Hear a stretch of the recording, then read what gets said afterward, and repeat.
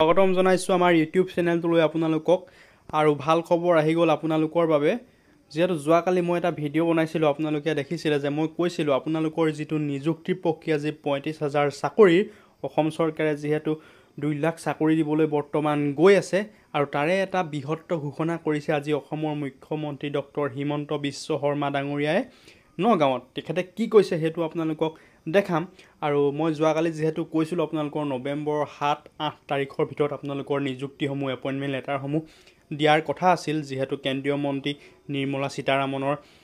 উপস্থিতিত অসম ভ্ৰমণ কৰিব তেখেতৰ বিভিন্ন অনুষ্ঠান আছে সেই অনুষ্ঠানৰ মাজতে আপোনালোকৰ যিটো এপইণ্টমেণ্ট দিয়া অনুষ্ঠান সেই অনুষ্ঠানটো ৰাখিব বুলি আপোনালোকক কৈছিলোঁ এতিয়া সেই কথাটোৱে আচলতে হ'বলৈ গৈ আছে অপেক্ষাৰ অন্ত পৰিবলৈ গৈ আছে আপোনালোকে এপইণ্টমেণ্ট লেটাৰ ফাইনেলি পাবলৈ গৈ আছে তাৰ পিছতে আপোনালোকে কৰ্মত যোগদান কৰিব পাৰিব হয়তো 2025 বৰ্ষতে আপোনালোকে চাকৰিত জয়েন কৰিব পাৰিব সো খুব এটা ভাল খবৰ আপোনালোকৰ বাবে প্ৰথমতে শুনি লওঁ আহক আমি আজি মুখ্যমন্ত্ৰী ডাঙৰীয়াই কি কৈছিল আপোনালোকে শুনক কি ক'ব মুখ্যমন্ত্ৰীয়ে কংগ্ৰেছে ক'লে নাই দিব নোৱাৰে মোৰো জেদ লাগিলে ঠিক আছে যা 1 লাখ কৈছিলোঁ 2 লাখ দি দিম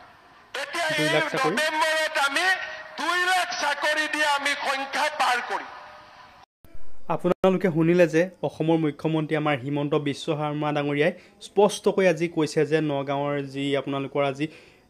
এখন অনুষ্ঠান আছিল তাতে ধুনীয়াকৈ উল্লেখ কৰিছে নৱেম্বৰ মাহত এপইণ্টমেণ্ট দিবলৈ গৈ আছে চাকৰি দিবলৈ গৈ আছে আপোনালোকক বিভিন্ন পদত যিহেতু অসম চৰকাৰৰ আপোনালোকৰ মেডিকেলত আছে তাৰপিছতে আসাম পুলিচত আছে লগতে আমাৰ LP UP টিচাৰ আৰু GT PGTৰ টিচাৰ আৰু বিভিন্ন বিভাগত আচলতে চাকৰিত তেখেতে এপইণ্টমেণ্ট এবাৰ দিবলৈ গৈ আছে ADRE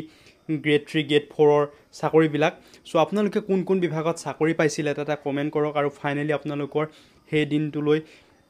আহি পাব হৈ গ'ল সঁচাকৈ একদম গৰ্ব কৰিব পাৰি এই দিনটোৰ বাবে যিহেতু ময়ো আচলতে চাকৰি প্ৰত্যাশী হয় গৌৰৱ কৰিছোঁ আচলতে এই দিনটোলৈ অপেক্ষা কৰি আছোঁ সকলোৱে অপেক্ষা কৰি আছিল সো ভাল লাগিছে এই দিনটো আহি পাবহি আৰু মাজত মাত্ৰ কেইটামান দিন হয়তো মই যেহেতু আপোনালোকক কৈছিলোঁ ৭-৮ নৱেম্বৰ তাৰিখৰ কথা সেই দুটা তাৰিখতে সম্ভৱতঃ এপইণ্টমেণ্ট লেটাৰসমূহ ডিষ্ট্ৰিবিউট কৰিব পাৰে যিহেতু নিৰ্মলা সীতাৰামন ডাঙৰীয়ানী আচলতে আমাৰ অসমত আহিব আৰু তেখেতৰ অনুষ্ঠান যথেষ্ট আছে যিহেতু আগৰবাৰো দেখিছে কেন্দ্ৰীয় মন্ত্ৰী এজন উপস্থিত থাকে যেতিয়া আমাৰ অসমৰ যিবিলাক আচলতে চাকৰি এপইণ্টমেণ্ট দিয়া হয় এপইণ্টমেণ্ট বা নিযুক্তি পত্ৰ দিয়া হয় সেইটো দিনত সো এইবাৰো নিৰ্মলা সীতাৰামন যিহেতু আহিব সেই দিনটোতে দিব বুলি আমি আশা ৰাখিছোঁ সো আপোনালোকে এনেধৰণৰ আপডেট পাই থাকিবলৈ আমাৰ চেনেলটো ছাবস্ক্ৰাইব কৰি থ'ব আৰু নতুনকৈ চাকৰি এডভাৰটাইজমেণ্ট কেতিয়া আহিব কি কথা সকলোখিনি কথা বৰ্তমান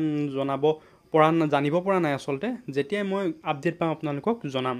তাৰ বাবে আপোনালোকে চেনেলটো ছাবস্ক্ৰাইব কৰি থ'ব ধন্যবাদ